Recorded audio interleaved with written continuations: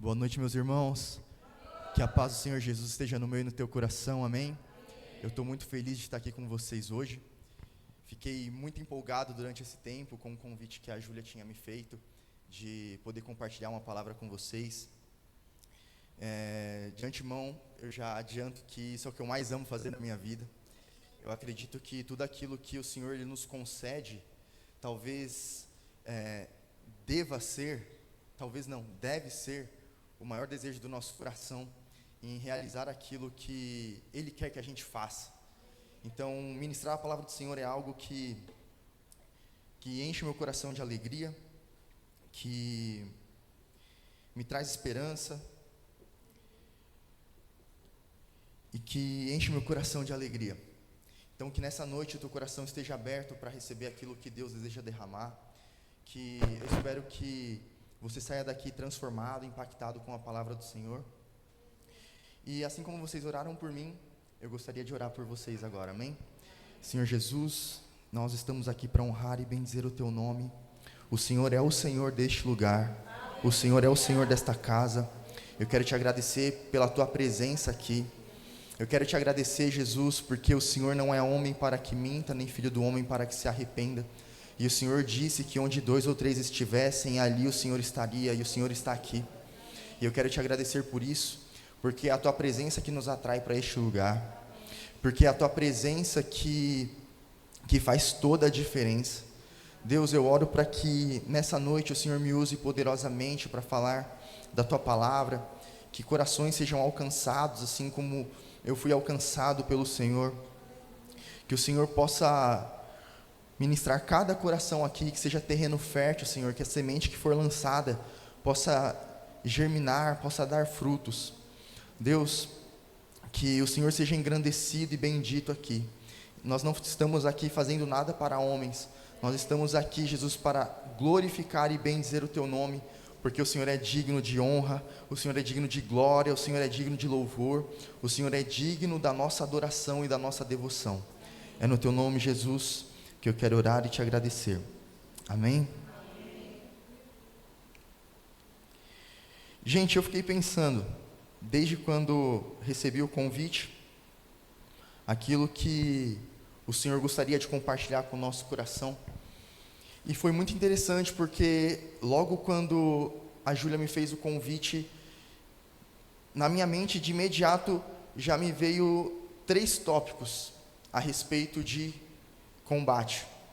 Quando ela me falou que o tema seria combate, já me veio esses 3 tópicos, porque convenhamos que não é uma palavra que ouvimos todos os dias, né?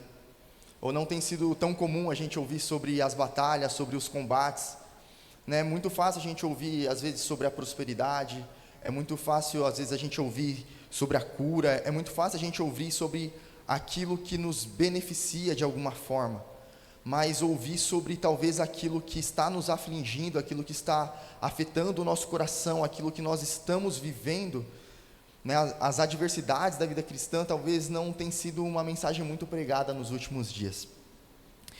E Jesus, quando esteve aqui na terra, num dos últimos discursos em que ele estava reunido com os discípulos, eu quero que você abra comigo em João no capítulo 16.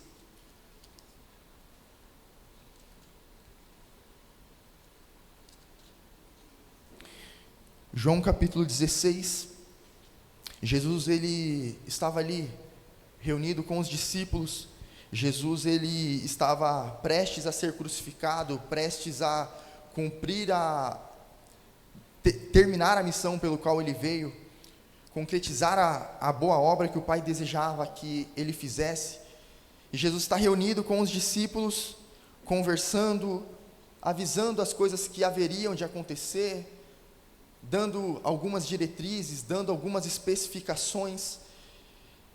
E no versículo 33 de João 16, Jesus diz: eu lhes disse essas coisas, para que em mim vocês tenham paz. Neste mundo, vocês terão aflições. Contudo, tenham ânimo, ou em algumas versões, tenham bom ânimo. Eu venci o mundo. Tenham bom ânimo. Eu venci o mundo. talvez essa seja uma das mensagens que mais confortam os nossos corações. Porque Jesus, precedendo aquilo que iria acontecer, Ele nos deixa uma mensagem para que a gente não fique abatido, mas para que a gente tenha uma esperança. Jesus, ele não está falando que a gente provavelmente vai enfrentar lutas. Ele não fala que algumas pessoas terão dificuldades. Ele está afirmando, vocês terão. Jesus, ele está sendo categórico ao afirmar uma verdade sobre as nossas vidas. E ele está falando, vocês vão ter aflições. Mas antes de falar aquilo que nós teríamos, ele nos deixa uma mensagem. Ele fala, que vocês tenham paz. Que vocês tenham paz, não no mundo, não nas coisas, mas que vocês tenham paz em mim. Vocês terão aflições, mas tenham bom ânimo. Eu venci o mundo. E sabe, das aflições que nós temos na nossa vida, nós podemos enfrentá-las de diversas formas, sim ou não? São diversas as coisas que nos afligem, diversas as lutas que a gente batalha, e cada luta a gente às vezes batalha de um jeito, cada luta a gente enfrenta de uma forma. Mas antes de falar as formas como nós temos de enfrentar as lutas, estou falando aqui com pessoas que conhecem a Cristo, ou que se ainda não conhecem, vão conhecer hoje aqui. Então, tudo que temos, não temos de nós mesmos. Tudo que fazemos, não fazemos simplesmente por nós, mas o próprio Cristo diz, tudo que eu faço porque eu vejo o Pai fazer. Então, tudo aquilo que fazemos, não fazemos de nós mesmos, mas fazemos porque vemos Cristo fazer. E Jesus, ele diz assim, em João capítulo 15, versículo 5, ele diz, sem mim, nada vocês podem fazer. Então, independente da forma como você enfrenta as adversidades, os problemas, as aflições, de antemão eu já quero te dizer hoje, que nada daquilo que como você enfrenta do teu jeito. Você enfrenta porque existe um Deus que está te sustentando. Existe um Deus que está guiando a tua vida. E que Ele diz, sem mim vocês não podem fazer absolutamente nada. O Cristo que é o fundamento da terra, o Cristo que nele todas as coisas subsistem, é o Cristo que diz para mim e para você, sem mim vocês não podem fazer absolutamente nada. E a primeira forma que nós temos de enfrentar as batalhas, que são diversas, não são, meus irmãos? Sabe, a gente enfrenta às vezes a batalha com uma doença, que aflige o nosso coração, que nos angustia, que maltrata e judia do nosso corpo. A gente também enfrenta as calúnias, a gente enfrenta as mentiras que falam a nosso respeito, as dificuldades no nosso serviço, as dificuldades na nossa família. Quantas são as adversidades e as aflições que nós temos enfrentado no nosso dia a dia? A nossa identidade que é confrontada,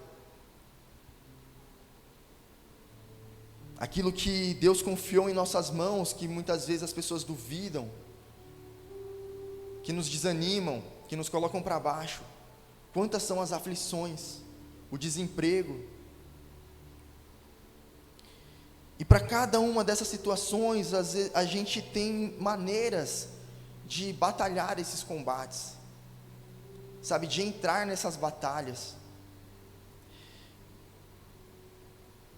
E a primeira coisa, quando eu pensei a respeito de combate, a palavra que veio no meu coração, é que nós podemos enfrentar as batalhas e as adversidades por meio da capacidade humana. Não estou falando aqui que nós precisamos confiar na força do nosso braço. Não estou falando aqui que é para a gente simplesmente achar que somos bons e que vamos dar conta de tudo. Porque a palavra do Senhor vai dizer: maldito o homem que confia no homem. Ele está dizendo: maldito o homem que confia em si, que faz do seu braço a tua confiança. Mas bendito é aquele que confia no Senhor. Mas de antemão eu já deixei avisado que sem Jesus nós não podemos fazer nada. E Jesus, Ele não tem sabedoria, Ele é a sabedoria. E Ele concede a mim e a você a sabedoria que vem dEle. E com essa sabedoria, Ele nos dá a capacidade e o discernimento de pensarmos e de agirmos, de entendermos determinada situação e falar: eu posso agir dessa forma, eu devo agir dessa forma, de uma forma racional, sim ou não? E o primeiro exemplo que me veio foi nada mais, nada menos que Davi. Davi, o filho caçula de Jessé, pastor de ovelhas. O que um pastor pode fazer numa batalha, né, gente? O que um pastor vai fazer numa batalha? Vai lá, como quem não quer nada, e encontra um cenário de batalha, um cenário de guerra. E naquele momento ele vê um gigante, Golias, que estava afrontando o povo de Deus, que estava debochando do Deus vivo. E diante de todos aqueles guerreiros fortes, treinados, nenhum deles tomou uma posição, mas um pastor de ovelha olhou para aquilo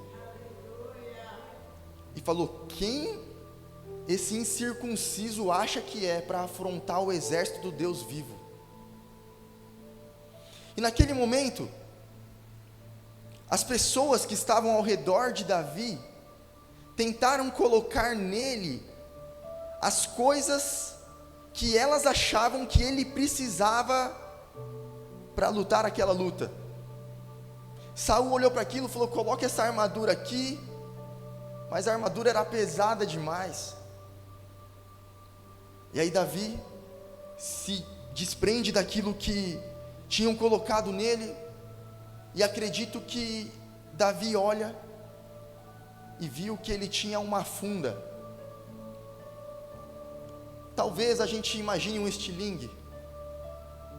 E aí Davi, ele sai daquela cena e ele pega quantas pedras, gente?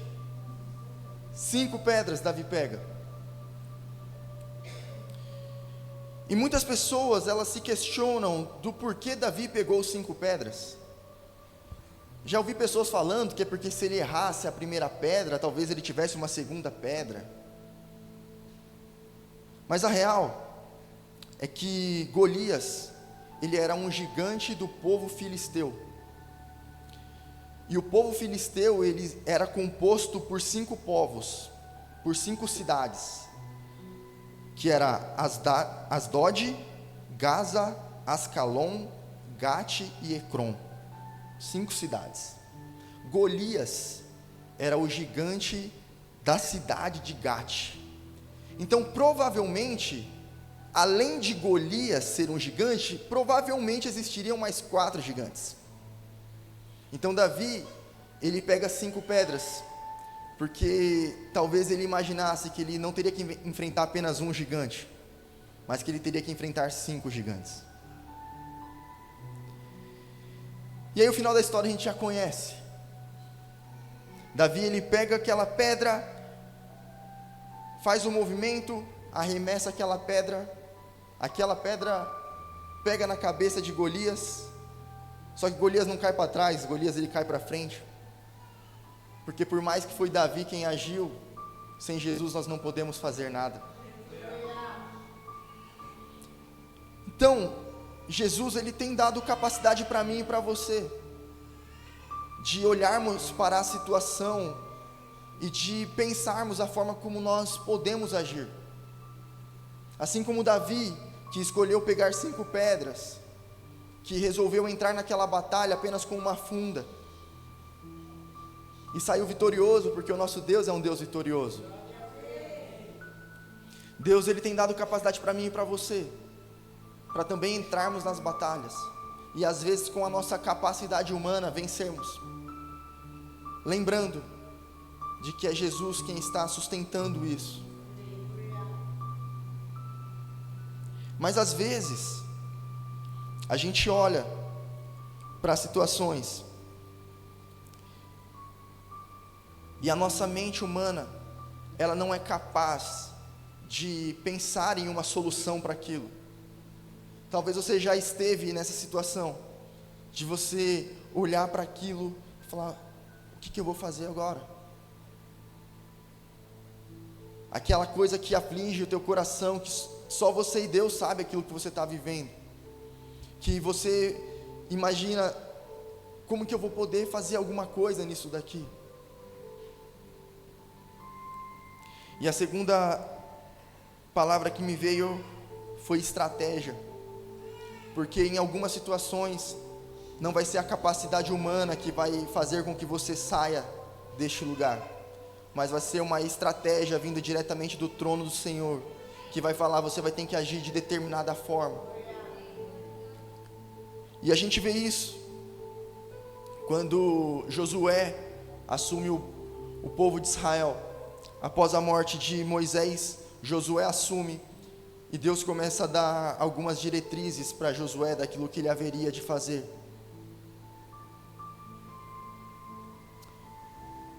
E Jericó, uma cidade daquela região, tinha muralhas. E como se derruba uma muralha? Talvez com machados, talvez com bombas. Hoje em dia é fácil da gente imaginar, mas naquela época não tinha tanta tecnologia assim. Como que eles derrubariam uma muralha? Aí Deus dá um direcionamento para Josué. Fala: Josué, vocês vão rodear a cidade por 6 dias. Para cada dia você vai dar uma volta. Então no primeiro dia deu uma volta, no segundo dia deu mais uma volta. Só que no 7º dia, Josué, vocês não vão dar apenas uma volta, vocês vão dar 7 voltas. A gente acha que eles deram 7 voltas ao redor da muralha de Jericó, mas foram 13. Foi 6, uma por dia, e no 7º dia, 7. E foi incrível, porque ao obedecer à voz do Senhor, ao ouvir aquela estratégia que Deus tinha dado para eles, ao soar das trombetas, as muralhas caíram, e aquele problema foi resolvido.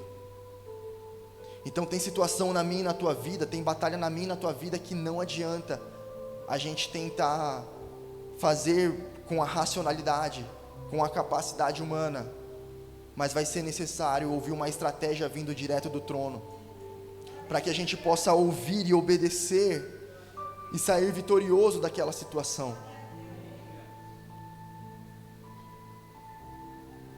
Só que, querido, tem a terceira parte.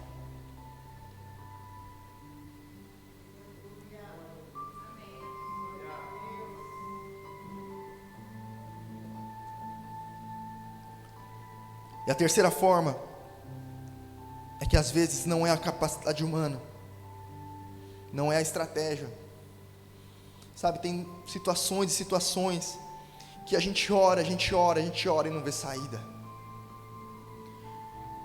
A gente ora para Deus, e às vezes Deus não nos dá uma estratégia também. E aquele desespero vai tomando conta do nosso ser,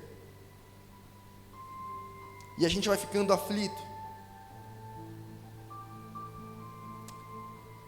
É porque tem coisas, amado, que não é com a capacidade humana, não é com estratégia, mas é somente por um milagre.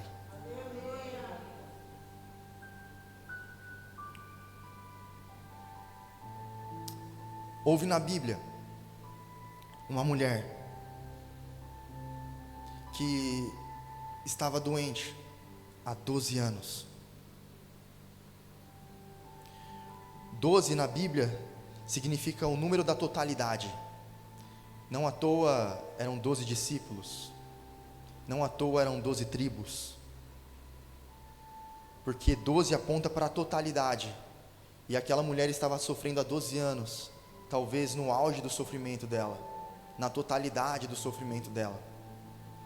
E a Bíblia nos diz que ela tentou procurar médicos com os seus recursos. Ela não foi negligente no cuidado daquela doença. Ela tentou, pela capacidade humana, fazer alguma coisa, mas não deu certo. Ela gastou tudo que ela tinha e não conseguiu vencer aquela luta. Na Bíblia não fala que ela teve que ela ouviu de Deus uma estratégia.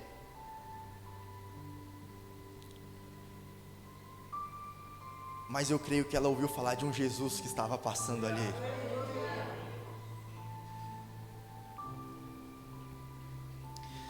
E aquela mulher vai de encontro a Jesus e toca na orla das vestes de Jesus. E naquele momento de Jesus sai poder e ela é curada.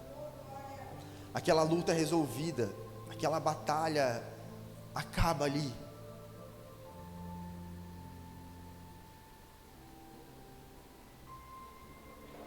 E também tinha um povo que tinha saído do Egito após 430 anos de escravidão, que tinham judiado demais daquele povo, que tinha sofrido demais. E aí Deus liberta aquele povo. Deus fez sinais e maravilhas para que Faraó deixasse o povo ir. E o povo foi. Só que quando foi, eles achavam que o problema estava resolvido, mas o problema veio atrás. Em determinado momento, Moisés já não sabia mais o que fazer. E ora, e Deus só disse uma coisa: quem mandou você parar de andar? Continua. Não falou mais nada, não falou o que ia fazer, não deu estratégia, não deu capacidade humana, mas falou: continue a caminhar. E talvez hoje, nessa noite, Deus está falando para mim e para você: continue a caminhar. A gente não sabe o que vai vir pela frente, a gente não sabe o que Jesus vai fazer, a gente só sabe que Ele vai fazer. Ele só está falando: continua a caminhar. E eles continuaram. E aí, imagina só, você está caminhando, esperando que alguma coisa vai acontecer, e você chega num lugar onde tem um mar. Naquele momento, Moisés levanta a mão. E Moisés levanta a mão, mas é Deus quem abre o mar. E eles passam. E o final da história nós já sabemos. O mar volta, depois do povo atravessar, e vence o exército do inimigo. Às vezes, o nosso papel é continuar caminhando.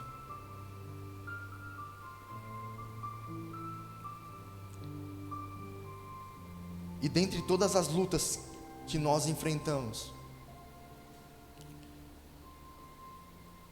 tem uma que é a principal, que não diz respeito a mim e a você, mas diz respeito ao nosso Senhor. Porque Jesus, Ele vem e Ele nos ensina uma forma de caminhar. Jesus, Ele vem e deixa direcionamentos para mim e para você. Jesus, Ele vem e estabelece uma cultura. Então nós enfrentamos coisas no nosso corpo, na nossa alma, no nosso espírito. Mas eu acredito que a nossa maior batalha hoje é combater as ideologias que querem derrubar a nossa fé cristã.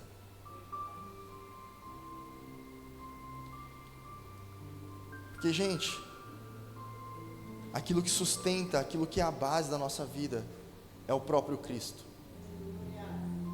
Ele disse que nós sofreríamos aflições por confessarmos o nome dEle, por acreditarmos nele. E hoje a nossa principal luta tem sido isso. Nos mantermos firmes nos princípios e naquilo que a palavra do Senhor nos assegura que é uma verdade.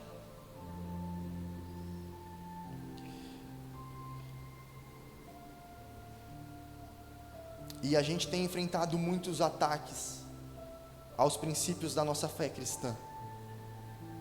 Nós, enquanto jovens, dia a dia somos bombardeados por diversas setas que tentam nos desmerecer,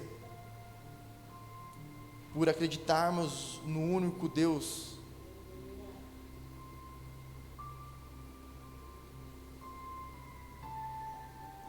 Sabe?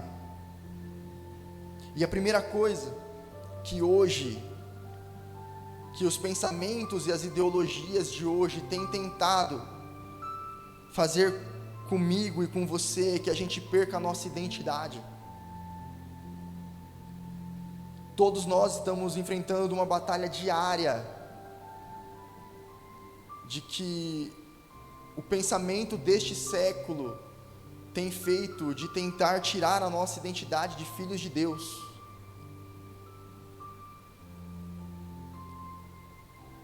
Dia a dia, ouvimos que podemos ser o que a gente quiser, que nós podemos viver a vida da forma como nós queremos viver, que não existe apenas dois gêneros.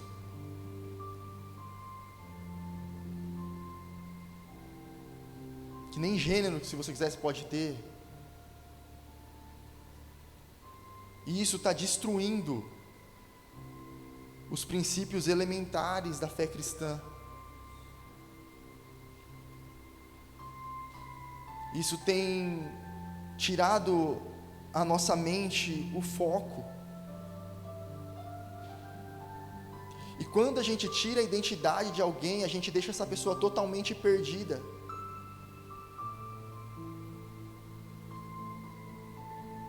Sabe?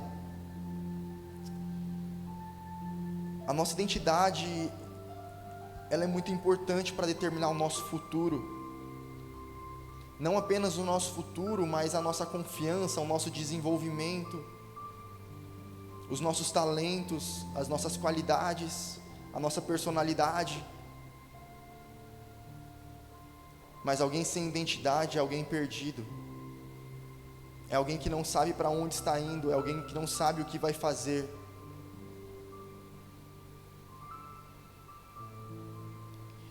E é isso que este mundo primeiramente tem tentado destruir com a identidade.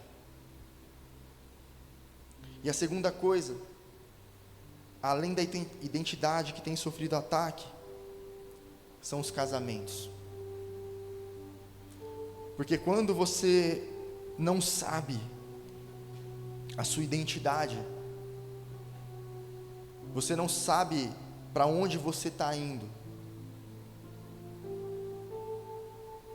e como você fica perdido, você também não sabe quais são os planos e propósitos que Deus tem para você.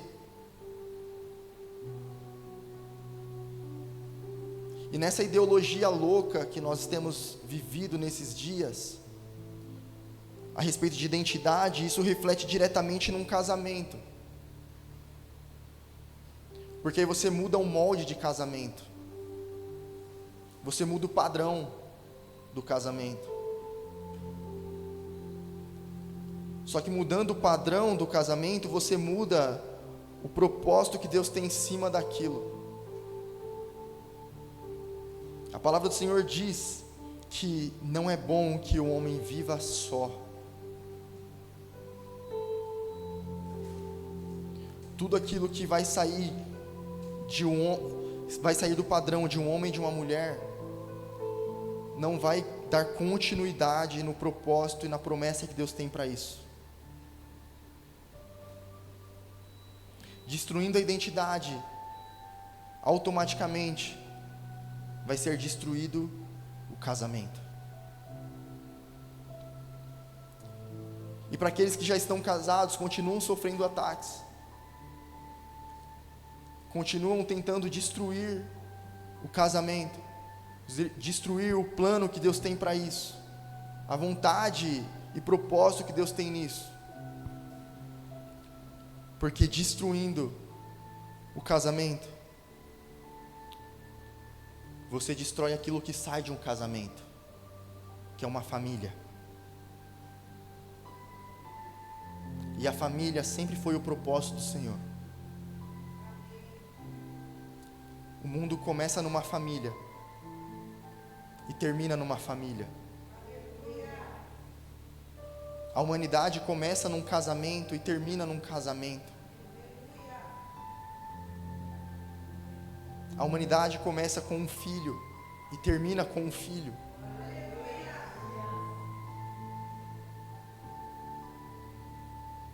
E sabe, eu ministrei um tempo atrás a respeito da verdadeira religião. E a verdadeira religião, Tiago vai dizer, que é cuidar dos órfãos e das viúvas. O que falta para uma viúva? Um marido. E o que falta para um órfão? Um pai. A verdadeira religião é uma família. E aí Deus diz: façamos um homem a nossa imagem conforme a nossa semelhança. Aí continua: formou Deus o homem, homem e mulher os formou. Então assim, você não é imagem de Deus sozinho. A imagem de Deus, ela é em plenitude num homem e numa mulher, porque a mulher tem características que o homem não tem, e o homem tem características que a mulher não tem, e que juntos, num casamento, eles conseguem expressar em plenitude a imagem de quem Deus é. Então você entende que quando um casamento ele é afetado, não é o casamento propriamente dito que está sendo afetado, é a imagem do nosso Deus que está sendo afetado. E aí quando você compromete um casamento e a identidade, você compromete toda a promessa que está nisso.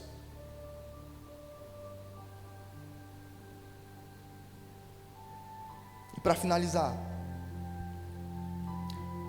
para que você entenda onde se aplica tudo isso, o próprio Cristo viveu isso. Jesus é batizado e ele é conduzido pelo Espírito Santo ao deserto, e no deserto ele é tentado. Jesus poderia ser tentado em tantas coisas, mas antes de cada coisa pelo qual o diabo o oferecia, primeiramente ele falava: se você é filho de Deus, se você é filho de Deus, o tempo todo tocando na identidade de Jesus.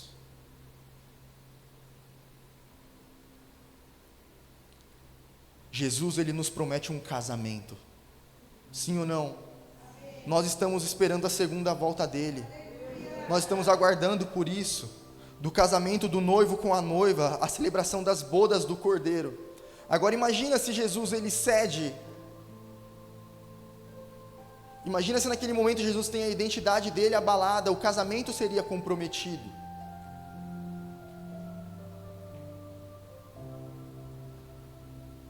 Mas não foi. E Jesus morre.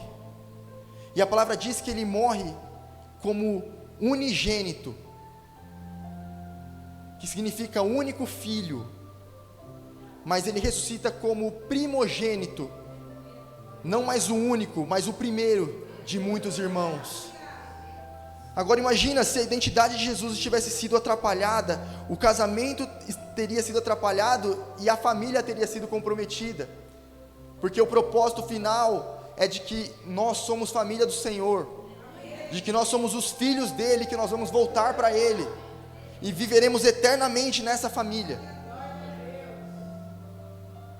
Então, de todos os combates que nós temos enfrentado hoje, a ideologia, a identidade, o casamento e a família são o que nós devemos dar maior enfoque, sabendo que nisso tudo nós temos formas de agir, nós temos formas de lutar essas lutas, às vezes com a capacidade humana que Deus nos deu, às vezes com a estratégia que Deus vai nos dar, mas às vezes por um milagre, porque não é fácil. Jesus diz: eu lhes disse essas coisas para que em mim vocês tenham paz. Neste mundo vocês terão aflições, contudo tenham bom ânimo, eu venci o mundo. Feche os teus olhos. Senhor Jesus, o Senhor é Senhor neste lugar. Obrigado, Deus, porque o Senhor é bom. Obrigado, Deus, porque o Senhor nos tirou do império das trevas, o Senhor nos levou para o teu reino de amor, Senhor. Senhor, obrigado, porque o Senhor não nos deixou só,